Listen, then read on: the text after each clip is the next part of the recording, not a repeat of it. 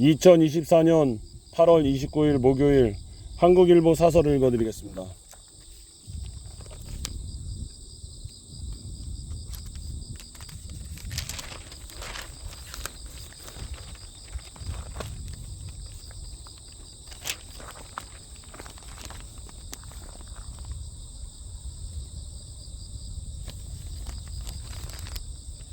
국민 절반이 장기적 울분 상태, 공정성에 대한 목마름. 우리 국민 절반이 장기적인 울분 상태에 놓여 있다는 조사 결과가 나왔다. 부당하고 모욕적이며 신념에 어긋나는 스트레스 경험이 많다는 것인데 독일의 같은 조사와 비교하면 3배 이상이라고 한다.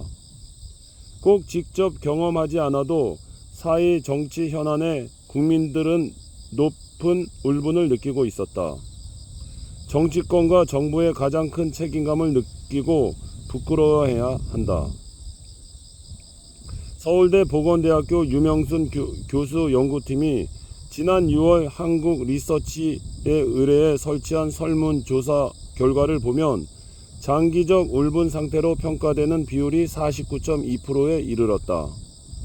9.3%는 심각한 수준 울분을 보였으며 특히 30대에서 13.9%로 심각한 울분 비율이 가장 높았다.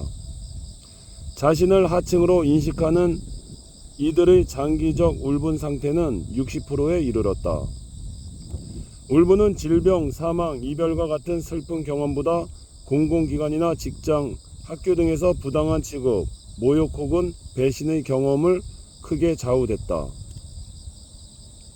최근 1년간 이런 부정적 생애 사건을 하나라도 경험한 경우 77.5%를 차지했다.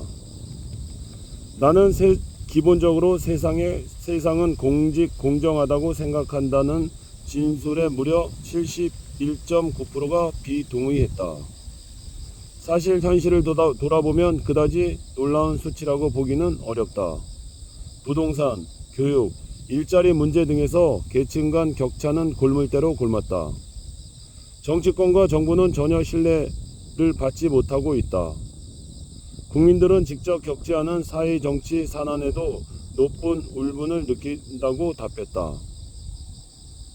정치, 정당의 부도덕과 부패, 정부의 비리나 잘못, 은폐, 언론의 침묵, 왜곡, 편파 부도, 안전관리 부실로 초래된 참사, 납세 의무 위반이 수위를 차지했다. 1년이 넘도록 풀리지 않는 채 최상병 사건, 서민과 사회초년생들을 울린 전세 사기 피해, 많은 희생을 부른 이태원 참사, 아리셀 참사 등 국민을 울분에 차게 하는 사안은 차고 넘친다. 이 조사는 2018년부터 올해까지 4차례 진행됐는데 조사 때마다 우리 국민은 47.3에서 58.2%에 이르는 장기적인 울분 상태에 빠져 있다.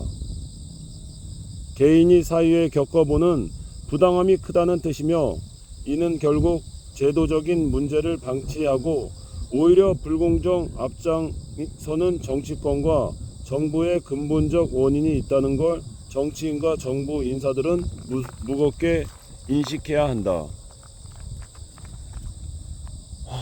늦었다고 생각할 때 재빠르게 손을 써야 됩니다. 계속 원인을 알고 있는데도 방치해두면 그것은 공멸의 길입니다. 여야 남녀노소를 막론하고 공정과 타협, 협치를 해서 자랑스러운 대한민국을 다시 한번 일구는 그런 하루가 됐으면 좋겠습니다. 오늘 하루도 행복한 하루 되십시오. 감사합니다.